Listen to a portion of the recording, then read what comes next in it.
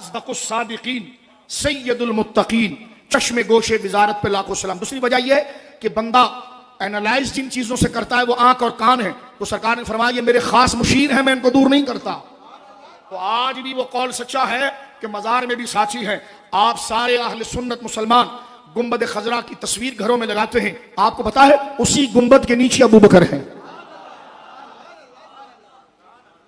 और उसी गुंबद के नीचे फारूक आजम है। आला हजरत ने कहा कि महबूब रब्बे आरिश हैं, उस सब्ज कुब्बा में पहलू में जलवागा अतीक उमर की है, क्योंकि अतीक माना छुड़ा देना।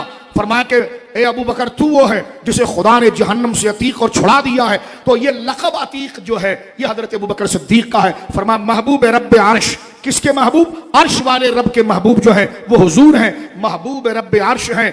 इस सब्ज कुब्बा में पहलू में जलवागा अतीक उमर की है। बता